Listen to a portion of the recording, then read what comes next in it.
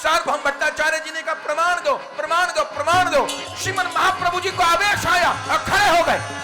प्रमाण मांगता है, प्रमाण मांगता है। महाप्रभु जी ने कहा संसार के नाम रूप को मिथ्या बताया, भगवान के नाम रूप को मिथ्या नहीं बताया। वेद कहते हैं वह निराकार है।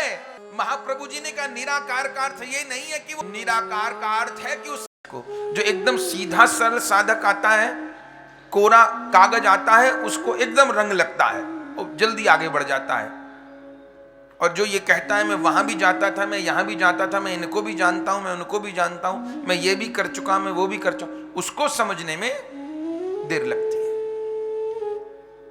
चूंकि वो साधन का अभिमान आ जाता है, वो ज्ञान का अभिमान कहीं ना कहीं आड़े आ जाता है।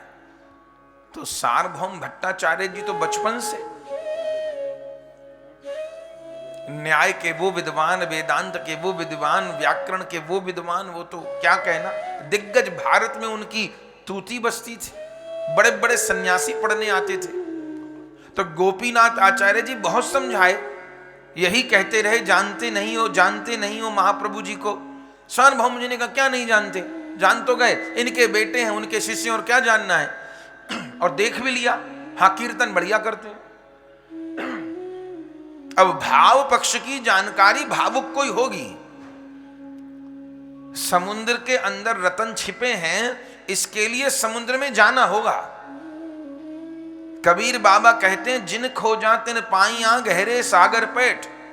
जो सागर में जितना गहरा उतरेगा उसको उतने रतन मिल जाएंगे, और जो डूबने के डर से तट पे ही बैठा रहेगा उसको क्या रतन मिलेगा। उसने तो गोता ही नहीं लगाया, वो तो भीगे ही बिना रह जाएगा, सूखा ही रह जाएगा। तो गोपीनाथ आचार्य जी कहते अभी आप जानते नहीं हो, अभी आप जानते नहीं हो। क्या नहीं जानते।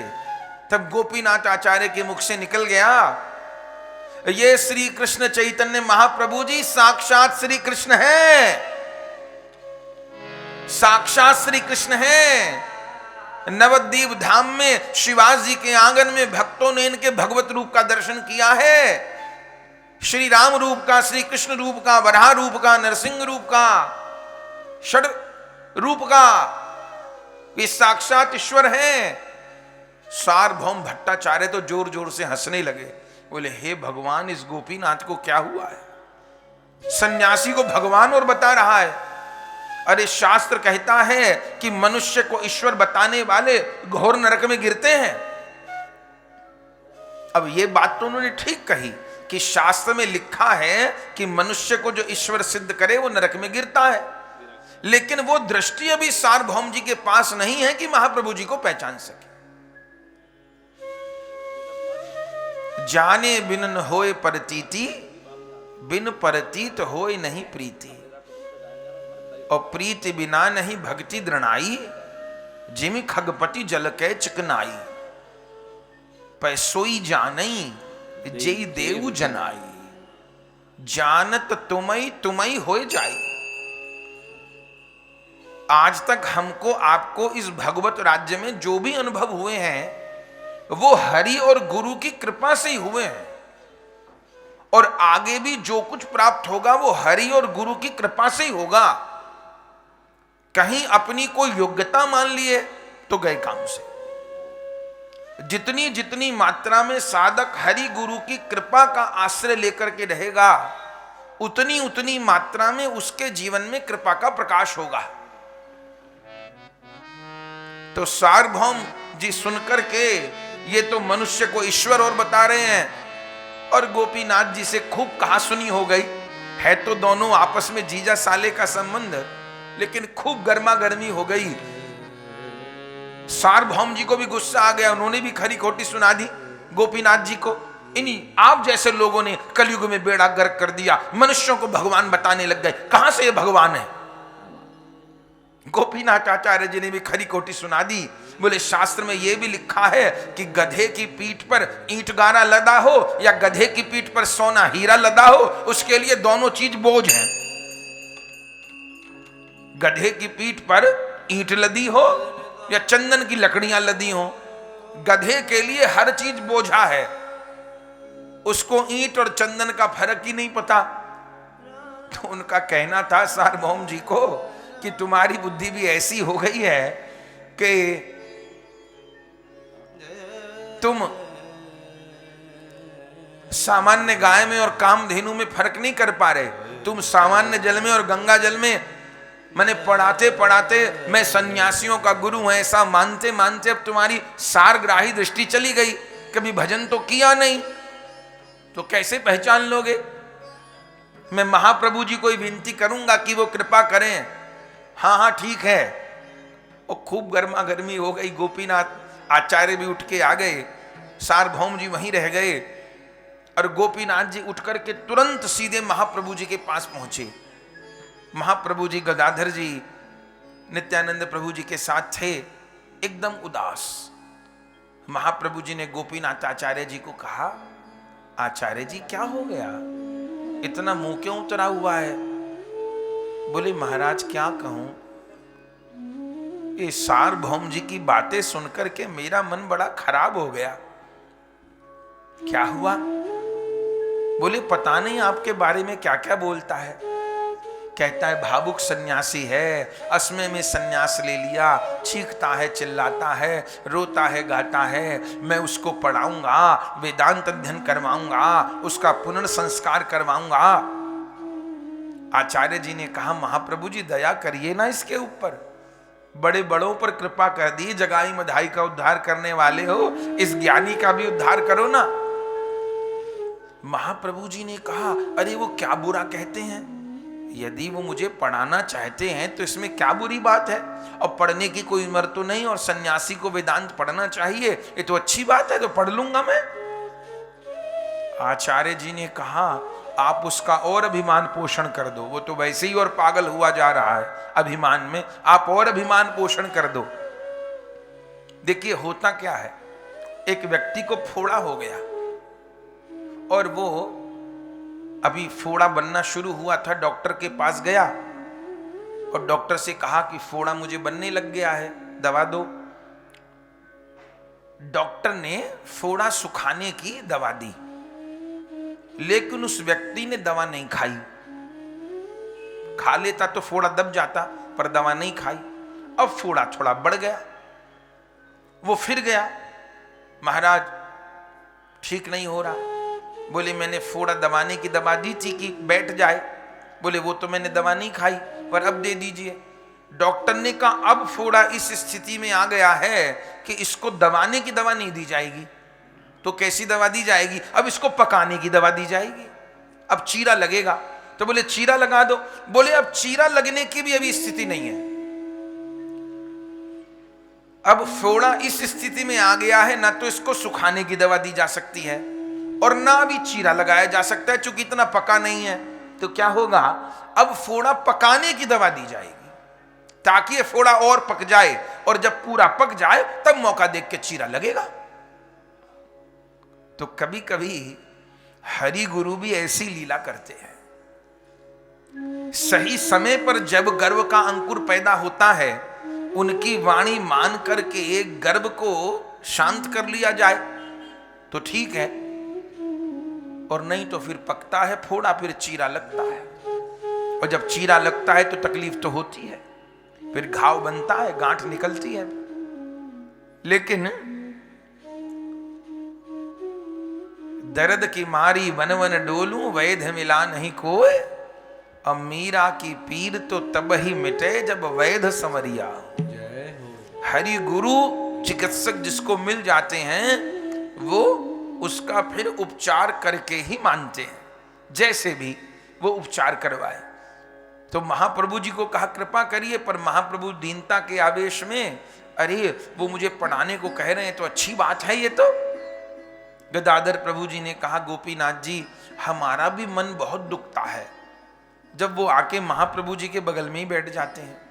अब हम क्या कहें, उनको समझा भी नहीं सकते, क्योंकि उनकी श्रद्धा नहीं है। कष्ट तो हमको भी बहुत होता है, उनके छात्र लोग भी जो आते हैं वो भी ऐसी वैसी बातें करते हैं, ये कौन है, कैसे हैं, क्या है।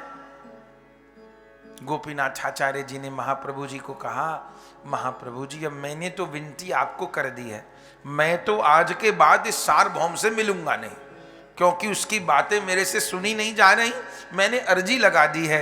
आपने सबको कृष्ण प्रेम प्रदान किया, इसको भी तो करो, इसको क्यों वंचित करते हो? तब महाप्रभु जी ने कहा, आप परम वैष्णव हो, यदि आपके मन में इनके उद्धार की इच्छा हो गई, माने इनके भीतर भी भक्ति का उदय हो, ये इच्छा हो गई है, तो जरूर किसी दिन कृपा भी हो जाएगी। पर मुझे तो बुलाया है कल, मेरा तो कल से अध्ययन शुरू होगा।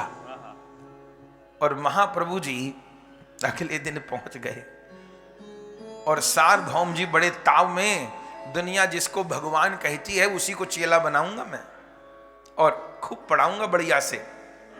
और महाप्रभु जी की शिक्षा प्रारंभ हो गई। महाप्रभु जी ने कहा, क्या आज्ञा है? बोले, आज्ञा ये है कि वेदांत श्रवण करिए, भाष्य श्रवण करिए। श्रवण करना होता है ना जी। महाप्रभु जी श्रवण करने लगे। एक दिन बीता, 2 दिन बीता, पूरे पूरे दिन पाठ पढ़ाते थे सार्वभौम भट्टाचार्य, और महाप्रभु जी सुनते थे। 1 दिन, 2 दिन, 4 दिन, 6 दिन, 8 दिन, 10 दिन बीत गए, चुप महाप्रभु जी सुन रहे हैं। सार्वभौम जी को लगा 10 दिन सुनते सुनते इनको हो गए, ना इन्होंने हाँ कही, ना इन्होंने ना कही, ना इन्होंने ऐसे गर्दन हिलाई, ना इन्होंने ऐसे गर्दन हिलाई, कहीं ये अनपढ़ तो नहीं है? चूंकि मैं तो बड़ी कठिन भाषा बोल रहा हूं, इनको मेरी भाषा ही ना समझ में आ रही हो, क्या पता संस्कृति न जानते हो। तो 10 दिन जब पढ़ाते पढ़ाते हो गए, तब सार्वभौम जी ने कहा, आप सुन रहे हैं ना जी? तो आपने 10 दिन में कुछ पूछा नहीं मेरे से। बोले, आपने सुनने की आज्ञा दी थी तो इसलिए मैं सुन रहा हूं। अरे सुनने की आज्ञा दी थी, इसका मतलब ये थोड़ी है, सुनने का एक फल ये भी है, जिज्ञासा भी होगी। भाई आदमी सुनेगा, यदि इसको कुछ समझ में नहीं आया तो पूछेगा, और अच्छा लगा है तो प्रशंसा करेगा कि आज कथा में बहुत आनंद आया, आज बहुत दिव्य अनुभव हुआ, ऐसा वो कहेगा। और वो कुछ कहे ही ना तो कहने वाले को लगेगा कि भाई लगता है कि कुछ ग्रहण नहीं हो रहा, या तो हम अच्छे से नहीं बोल पा रहे, ये इनको समझ नहीं आ रहा। तो 10 दिन हो गए, आपने एक शब्द तक नहीं बोला। तब महाप्रभु जी ने कहा कि वेदांत तो सरल है, लेकिन व्याख्या क्लिष्ट है आपकी। बोले, वेदांत सरल है, व्याख्या क्लिष्ट है, कैसे?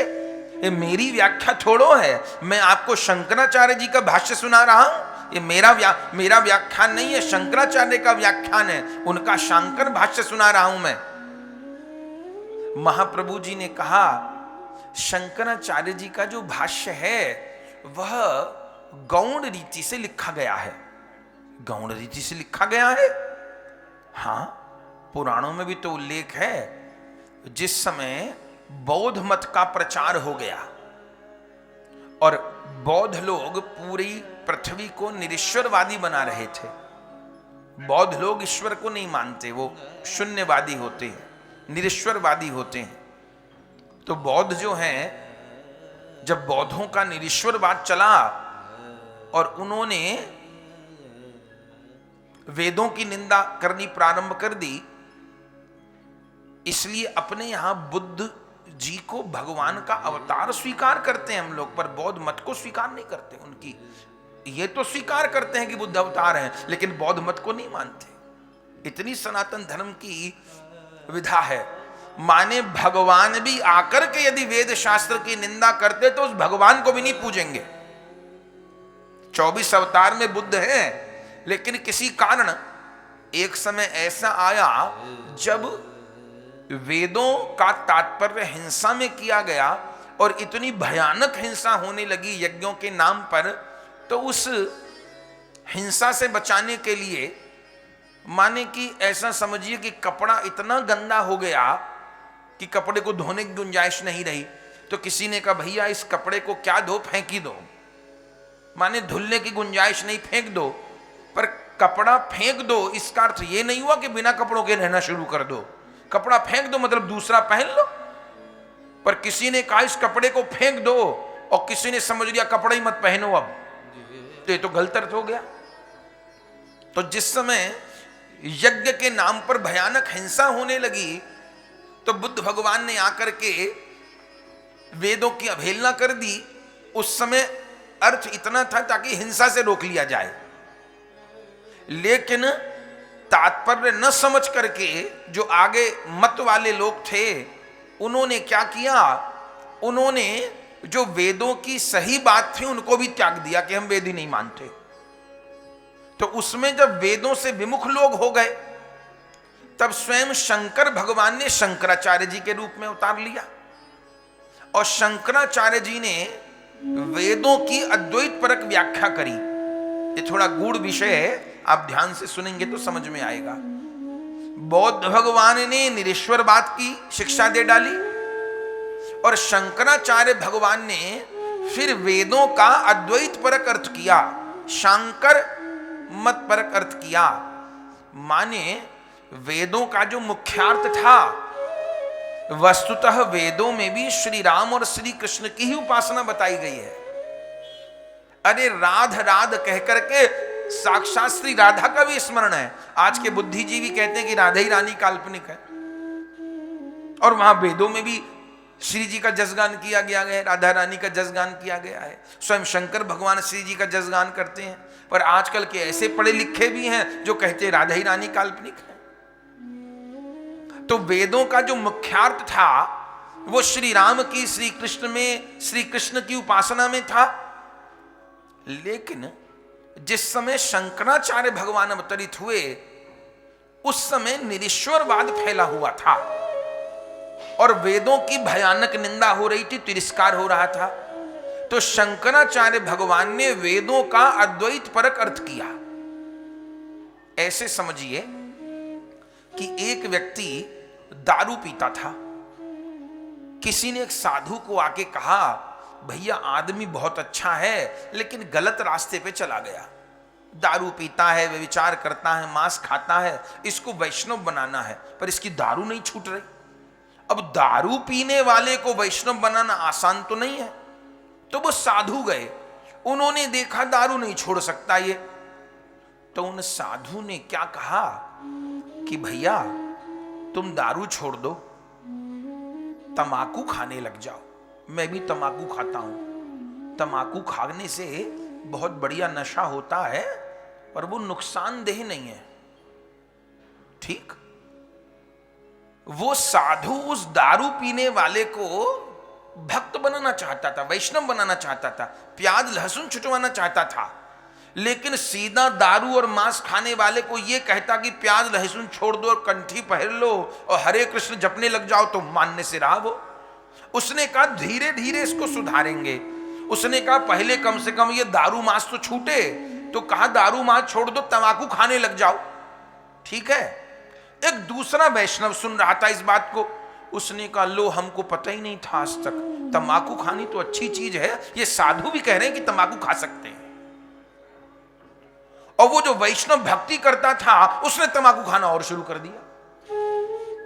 तो जिस साधु ने उस दारू पीने वाले को तंबाकू खाने के लिए कहा, वो मुख्य उद्देश्य नहीं है। उद्देश्य है बड़ा नशा छुटवा करके उसको वैष्णव बना देना, लेकिन सीधा वैष्णव बनना संभव नहीं है। तो पहले बड़े नशे से छोटे नशे पर ले आए, फिर तंबाकू खाने लग गया, फिर धीरे धीरे कोशिश करके तंबाकू छुड़वा करके उसको वैष्णव भी बना देंगे। लेकिन कोई इस बात को सुनकर के ये कह दे कि तंबाकू खानी अच्छी चीज है तो फिर गया काम से। तो शंकराचार्य भगवान का उद्देश्य तो वे तो स्वयं परम वैष्णव हैं। अगर शंकराचार्य भगवान निराकारवाद के, निरीश्वरवाद, निर्गुण के समर्थक होते तो 12 ज्योतिर्लिंगों की स्थापना किसने की? आज शंकराचार्य भगवान के भाष्य पर खूब गोलमाल होता है, पर प्रश्न यह है यदि शंकराचार्य भगवान अवतार को नहीं मानते हैं, वे निराकार के समर्थक हैं, तो 4 धाम की स्थापना किसने की? बद्रीनाथ जी, केदारनाथ जी, द्वारिकानाथ जी, रामेश्वर जी, जगन, इनकी स्थापना मूल रूप में कलयुग में किसने की? आप बद्रीनाथ जी जाइए, बौद्धों ने तो जो बद्रीनाथ जी में प्रतिमा है बद्रीनाथ जी की, जिसमें जनेऊ का दर्शन होता है, जागृत जो प्रतिमा है उसको तप्त कुंड में फेंक दिया था। शंकराचार्य भगवान ने तप्त कुंड से दोबारा प्रकट करके मंदिर में स्थापित किया। और केवल 32 वर्ष शंकराचार्य जी रहे धरा पर, और 32 वर्ष में कितना बड़ा काम किया। 12 ज्योतिर्लिंगों की स्थापना करी, 4 धाम की 4 दिशा में स्थापना करी। क्यों स्थापना करी? एक ही जगह कर देते ना, क्यों? ताकि पूर्व का व्यक्ति पश्चिम से जुड़े, पश्चिम का उत्तर से जुड़े, उत्तर का दक्षिण से जुड़े। दक्षिण भारत के लोग यहां वृंदावन दर्शन करने आते हैं, उत्तर प्रदेश में दर्शन करने आते हैं, और उत्तर प्रदेश के लोग दक्षिण भारत में तिरुपति भगवान का दर्शन करने जाते हैं, रामेश्वरम दर्शन करने जाते हैं, कन्याकुमारी दर्शन करने जाते हैं, और दक्षिण भारत के लोग यहां अयोध्या दर्शन करने आते। कितने लोग आए? तो ऐसा क्यों किया? ताकि प्रांत के नाम पर, भाषा के नाम पर भारत न बढ़ जाए। जितने आचार्य हुए सब दक्षिण में प्रकट हुए, और दक्षिण में आचार्य लोग प्रकट हुए, प्रचार कहां किए? उत्तर भारत में आकर के। और उत्तर भारत के आचार्य ने जाकर के प्रचार किया दक्षिण भारत में। तो यहां की संस्कृति वहां पर, वहां की संस्कृति यहां पर, ताकि पूरा भारत एक सूत्र में जुड़ा रहे। ये नेताओं ने गड़बड़ क्या की? नेताओं ने पहले तो हिंदुओं को धर्म के नाम पर बांटा, उपासना के नाम पर बांटा, फिर भाषा के नाम पर बांटा। दक्षिण भारत में राष्ट्रवादी नेता लोग नहीं जीत पाते। उसका कारण क्या है? वहां के जो स्थानीय नेता हैं उन लोगों ने ये जहर घोल दिया उन लोगों के मन में कि जो हिंदी भाषी लोग हैं ये पराए हैं। और साउथ इंडियन का क्या है, दक्षिण भारतीय लोगों का क्या है? अब तो कम हो गया, वो अंग्रेजी बोल लेंगे पर हिंदी नहीं बोलेंगे। दक्षिण भारतीय अंग्रेजी तो खूब बोलेगा, अंग्रेजी बोलने से उसकी प्रांतीय भाषा का अपमान नहीं हो रहा, तेलुगु, तमिल, कन्नड़ का अपमान नहीं हो रहा, पर जानते हुए वो हिंदी नहीं बोलेंगे। हिंदी कहने कोई राष्ट्रभाषा है, लेकिन इन वोट के भूखे लोगों ने हिंदी को राष्ट्रभाषा बनने नहीं दिया, अंग्रेजी को थोपा। क्योंकि यदि पूरे भारत के लोग ही हिंदी बोलने लग जाते तो सब लोग रामायण पढ़ लेते, सब लोग गीता पढ़ लेते, और सब लोग एक ही भाषा बोलने लग जाते, तब तो भारत एक हो जाता ना। तो भाषा के नाम पे बांटो, क्षेत्र के नाम पे बांटो। दक्षिण भारत में अभी तक राष्ट्रवादी कैसे कैसे वहां पापी नेता हो गए जो सनातन धर्म को बीमारी बता रहे थे, और फिर वोट देके वो जीत गए। चूंकि उनके दिमाग में यह है कि तमिल का व्यक्ति तमिल बोलने वाले को जिताएगा, तमिल में पैदा हुए को जिताएगा, वो उत्तर भारत वाले को नहीं जिताएगा। ये बीमारी पैदा की गई इन वोट के भूखे नेताओं के द्वारा, बांटने का प्रयास किया गया। पर हमारे संतों ने ऐसा नहीं किया। शंकराचार्य भगवान तो जीवन कुर्बान कर दी अपना, देश के चारों कोनों में 4 धाम की स्थापना की। हमको रामेश्वरम दर्शन करना है तो दक्षिण भारत जाना पड़ेगा, और रामेश्वरम वाले को गिरिराज जी की परिक्रमा देनी है तो यूपी में आना पड़ेगा। जगन्नाथ जी का कोई दर्शन करने वाला है, उसको द्वारिका जी के लिए पश्चिम में दूसरे छोर पे आना पड़ेगा, द्वारिका वाले को पश्चिम से पूर्व जाना पड़ेगा। ऐसे चारों धाम की स्थापना की ताकि संस्कृति का आदान प्रदान हो, लेकिन नेताओं ने खूब खाई खोदी। तो यदि शंकराचार्य भगवान अद्वैत मत के ही संस्थापक होते तो 4 धामों की स्थापना न करते। केवल 32 वर्ष इस धरा पर रहे। हम शंकराचार्य भगवान का चरित्र कह चुके हैं। 108 दिन की जो भक्त माल में उसमें शंकराचार्य भगवान का चरित्र है, कोई सुने तो उसकी आंख खुल जाए, ऐसा चरित्र है। और आखिर में अपनी लीला संवर्णन उन्होंने कहा कि केदारनाथ जी में साक्षात लीन हो गए, साक्षात शंकर ही थे शंकराचार्य भगवान तो। और अपनी माता जी के पास जब गए, अकेले पुत्र थे अपनी माता जी के, और जब घर छोड़ा था तो माता जी ने एक वचन लिया था कि मेरा एक ही बेटा है, और वो सन्यासी बन रहा है, मुझे ये वर चाहिए, मेरे अंतिम समय में तुम मेरे नजदीक होगे और मेरी अंतिम क्रिया तुम करोगे। तो शंकराचार्य भगवान की माता जी जब बीमार हो गई, तब शंकराचार्य भगवान अपनी माता जी के पास गए थे। माता जी ने पूछा, अरे शंकर, सब कहते हैं तू शंकर का अवतार है, अम्मा तो माई होती है, सब कहते हैं तू शंकर का अवतार है, तू क्या भगवान का अवतार है?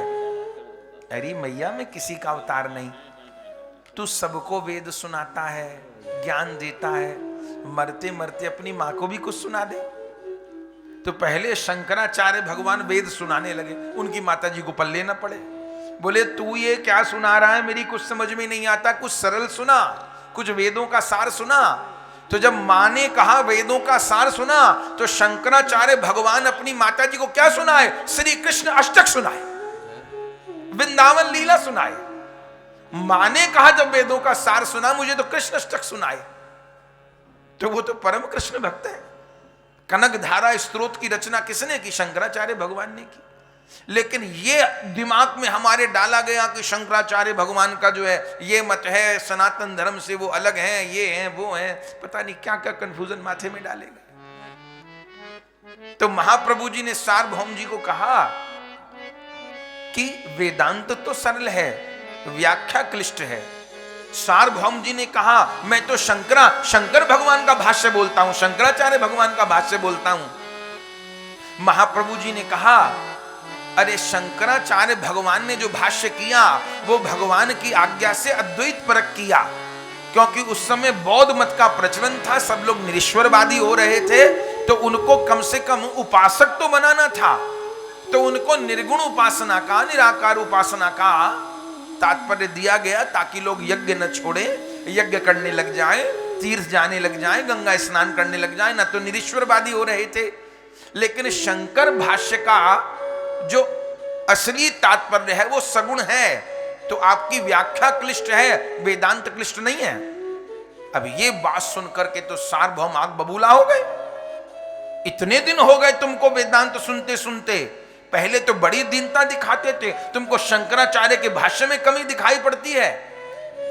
महाप्रभु ने कहा शंकराचार्य जी के भाष्य में कमी नहीं दिखाई पड़ती, लेकिन आप उनके शब्दों का सही तात्पर्य नहीं कर रहे। बोले शंकराचार्य भगवान ने लिखा है कि परमात्मा निर्गुण है और तुम उसको गुण वाला बताते हो। वेद कहते हैं परमात्मा निर्गुण है और तुम कहते वो कन्हैया बन के नाचता है वृंदावन में, ठुमका लगाता है, वो आंखों में काजल लगाता है, वो रास रचाता है, वो मुरली बजाता है। वेद कहते हैं निर्गुण है। महाप्रभु ने कहा वेद कहते हैं निर्गुण है, परमात्मा निर्गुण ही है, पर निर्गुण का क्या अर्थ है? निर्गुण का अर्थ आप लोग करते हैं वो गुणहीन है। आप लोग अर्थ करते हैं निर्गुण का कि वो गुणहीन है। निर्गुण का अर्थ गुणहीन नहीं है, निर्गुण का अर्थ लौकिक गुणों से परे है। संसार में 3 गुण होते हैं ना, सात्विक गुण, राजसिक गुण, तामसिक गुण। तो आप निर्गुण का अर्थ करते हो वो गुणहीन है, लेकिन शंकराचार्य का अर्थ निर्गुण से अर्थ गुणहीन नहीं है। तो क्या अर्थ है? शंकराचार्य भगवान का अर्थ है कि वो सात्विक, राजसिक, तामसिक गुणों से परे है, उसमें दिव्य गुण है, उनमें दिव्य करुणा का गुण है, लीला का गुण है। लेकिन निर्गुण का अर्थ आप लोगों ने कर दिया कि वो गुणहीन है। ऐसे भगवान का क्या करेंगे जो गुणहीन है? बोले वेद कहते हैं वो निर्विशेष है, वेद कहते हैं वह निराकार है। महाप्रभु जी ने कहा निराकार का अर्थ ये नहीं है कि वो आकार रहित है, निराकार का अर्थ है कि उसके अनंत आकार हैं। निराकार का अर्थ ये है कि उसकी जो देह है वह पंच भौतिक नहीं है। बोले वेद कहते हैं भगवान अजन्मा है। बोले अजन्मा का अर्थ ये नहीं है कि वो जन्म ग्रहण नहीं करता, वो जन्म ग्रहण नहीं करता, वो प्रकट होता है। भय प्रकट कर पाला दीन दयाला कौशल्या हितकारी, वो जन्म नहीं लेता। जैसे संसार में हर प्राणी जन्म लेता है मां बाप से, भगवान का केवल किसी स्त्री पुरुष के संयोग से जन्म नहीं होता, वो प्रकट होते हैं। उनकी देह पंच भौतिक नहीं है, इसलिए गीता में कहते हैं जन्म कर्म चमे दिव्यम, भगवान कहते हैं मेरे जन्म और कर्म दिव्य हैं। हमारा शरीर पंच भौतिक है, हमारी आत्मा तो विनाशी है पर शरीर नाशवान है। शरीर नष्ट हो जाएगा, जल जाएगा, राख बन जाएगा, आत्मा विनाशी है। पर भगवान के साथ ऐसा नहीं है, भगवान की देह भी अविनाशी है। श्री कृष्ण की उंगली का नख भी श्री कृष्ण है, श्री कृष्ण के केश भी श्री कृष्ण है, श्री कृष्ण के नेत्र भी श्री कृष्ण है, श्री कृष्ण का पीतांबर भी श्री कृष्ण है। आप निर्गुण का क्या अर्थ करते हैं, निर्विशेष का क्या अर्थ करते हैं? अब तो महाराज जोरदार शास्त्रार्थ होने लग गया और सार्वभौम के पास कोई शब्द न बचे। हर सूत्र को सार्वभौम महाप्रभु के सामने बोले। कहा तो 10 दिन से बोल नहीं रहे थे महाप्रभु जी, और कहा जब बोलना प्रारंभ किया तो सार्वभौम के हर सूत्र की धज्जियां उड़ा दे। इसका क्या अर्थ है, इसका क्या अर्थ है? सार्वभौम हर शब्द का अद्वैत परक अर्थ करें और महाप्रभु जी हर शब्द का, हर सूक्त का सगुण परक अर्थ करें। और करते करते करते करते तो बात इतनी बढ़ गई कि महाप्रभु जी बार बार व्याख्या पर व्याख्या करने लगे और सार्वभौम आंख बबूला होकर के प्रमाण प्रमाण प्रमाण। महाप्रभु जी कहते हैं भगवान का सगुण साकार स्वरूप पंच भौतिक नहीं है, मायातीत नहीं है, माया से अतीत है। वेद जिनके स्वरूप का मंडन करते हैं, गायन करते हैं। अरे वेदों ने नाम रूप को मिथ्या बताया। सार्वभौम भट्टाचार्य जी ने कहा कि संसार नाम रूपमय है और वेदों ने नाम रूप को मिथ्या बताया है। महाप्रभु जी ने कहा संसार के नाम रूप को मिथ्या बताया, भगवान के नाम रूप को मिथ्या नहीं बताया। ज्ञानियों से गलती क्या हो गई, वो संसार के नाम रूप को मिथ्या बताते बताते भगवान के नाम रूप को भी मिथ्या कह गए। बस ये अनर्थ हो गया। संसार का रूप मिथ्या है, भगवान का रूप मिथ्या नहीं है। संसार का नाम मिथ्या है, भगवान का नाम मिथ्या नहीं है। इसलिए इस संसार को नाशवान माना गया, मिथ्या नहीं माना गया। वैष्णवाचार्यों ने मिथ्या नहीं माना, नाशवान माना है। क्यों? क्योंकि अगर जगत को मिथ्या मान लेंगे तो वो प्रभु भी मिथ्या हो जाएंगे। प्रभु जब सत्य हैं तो उनका जगत असत्य कैसे हो सकता है? हाँ नाशवान है, पर नाशवान भी किस अर्थ में है? जैसे घड़ा नाशवान है, घड़ा नाशवान है, पर घड़ा नष्ट होगा तो क्या होगा? घड़ा नष्ट होगा तो मिट्टी बन जाएगा, मिट्टी नाशवान नहीं है। भगवान ने घड़ा नहीं बनाया, भगवान ने मिट्टी बनाई। वेद में कहा गया भगवान ने सर्ग सृष्टि की और ब्रह्मा जी ने सर्ग सृष्टि से विसर्ग सृष्टि की। तो इस संसार नाशवान है किस अर्थ में? हम आप नाशवान है किस अर्थ में? हम नाशवान इस अर्थ में कि हमारा ये आकार नहीं रहेगा। लेकिन जब किसी को अग्नि दी जाती है तो क्या कहते हैं? पंचभूत में विलीन हो गए। हमारे भीतर जो मिट्टी तत्व है मिट्टी में मिल जाएगा, जो पानी तत्व है पानी में मिल जाएगा, जो आकाश तत्व है आकाश में मिल जाएगा, जो अग्नि तत्व है अग्नि में मिल जाएगा। तो हम लोग नाशवान है पर मिथ्या नहीं है, क्योंकि बार बार ये पंच भौतिक देह पंचभूत में मिल जाएगी। तो ज्ञानी ने संसार के नाम रूप को मिथ्या कहते कहते भगवान के नाम रूप को भी मिथ्या कह दिया। वह भगवान का नाम रूप मिथ्या नहीं है। सार्वभौम भट्टाचार्य जी ने कहा प्रमाण दो प्रमाण दो प्रमाण दो। श्रीमन महाप्रभु जी को आवेश आया और खड़े हो गए। प्रमाण मांगता है, प्रमाण मांगता है तो ले प्रमाण। और उसी समय महाप्रभु जी उसी बरामदे में अपना षड्भुज रूप प्रकट कर दिए। सार्वभौम भट्टाचार्य दर्शन कर रहे हैं। महाप्रभु जी ने अब दूसरी बार षड्भुज रूप दर्शन कराया। रूप षड्भुज गौर प्रगट्यो, रूप षड्भुज गौर प्रगट्यो, रूप षड्भुज गौर प्रगट्यो, रूप षड्भुज गौर प्रगट्यो। लख्यो न काहू और है, लख्यो न काहू और है, लख्यो न काहू और है, लख्यो न काहू और है।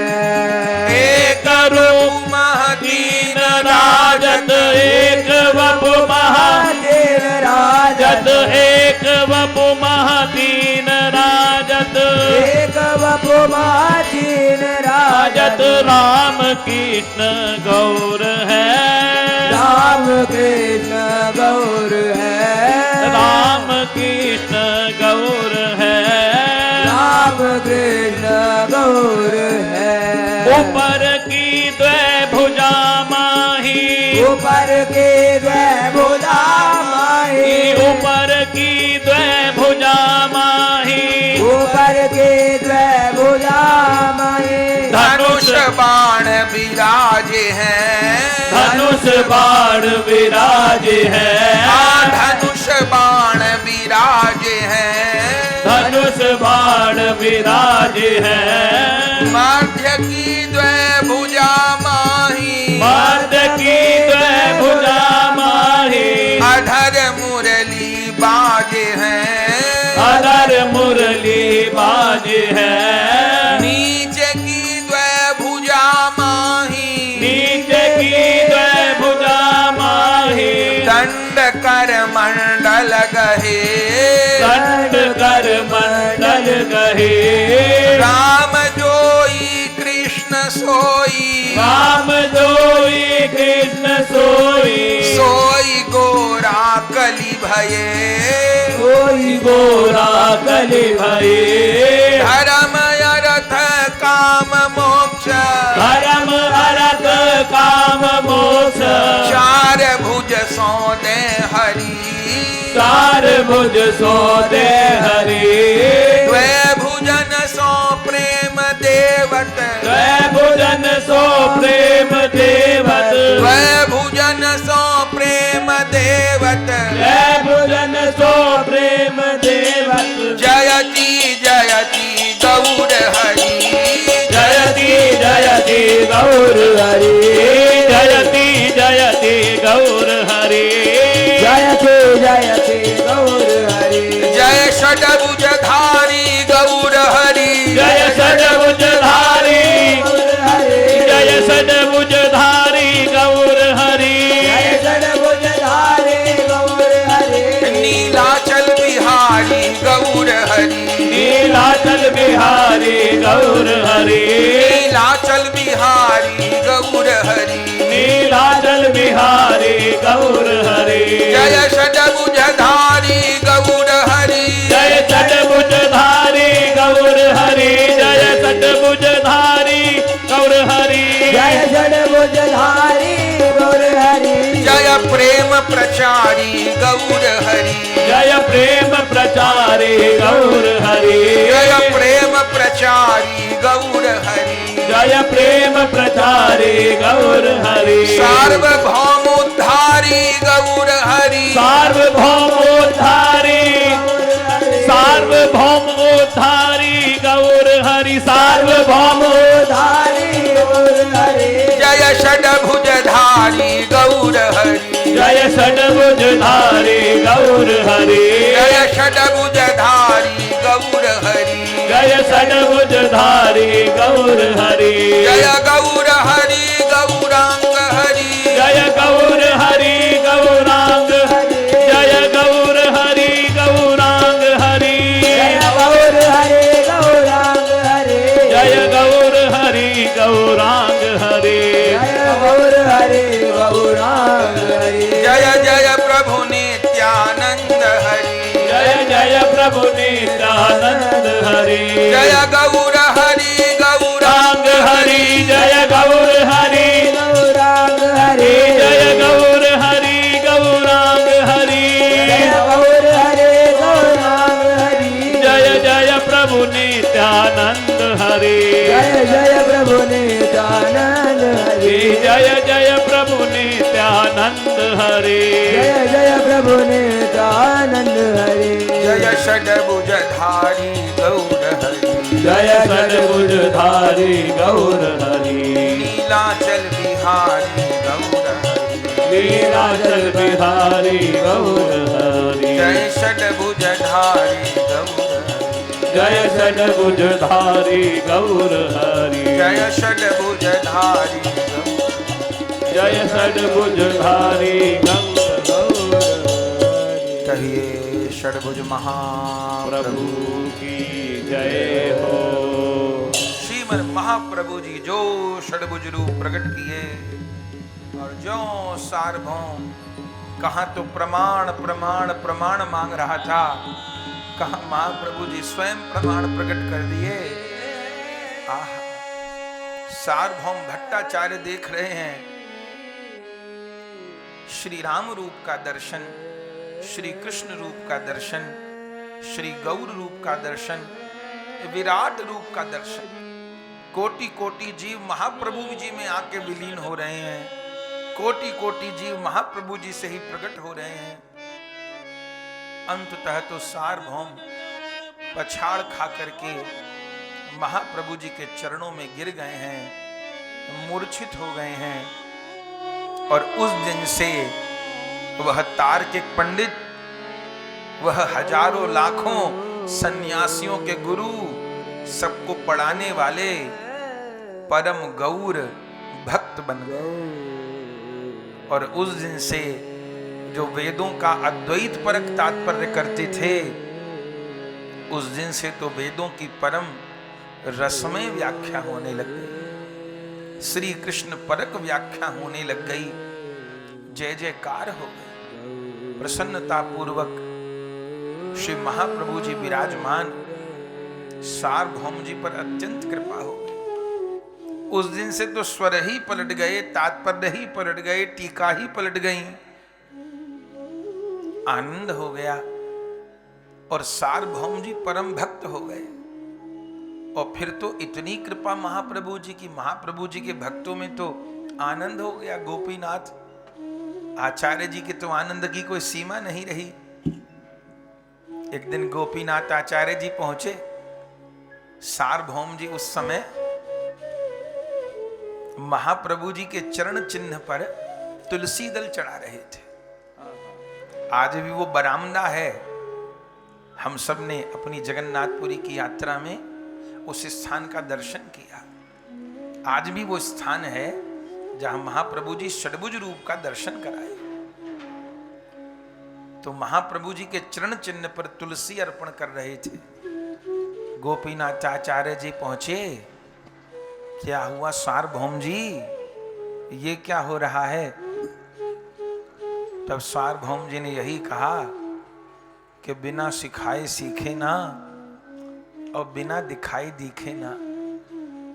आपने समझाया तो बहुत, पर कुछ लोग समझदार होते हैं, जल्दी समझ लेते हैं, और कुछ लोगों की मूढ़ बुद्धि होती है, बहुत देर में समझ आती है। तो मैं तो अपने आप को बहुत ज्ञानी माने था, पर असलियत ये है कि मैं ज्ञानी नहीं था, मैं बहुत बड़ा मूढ़ था।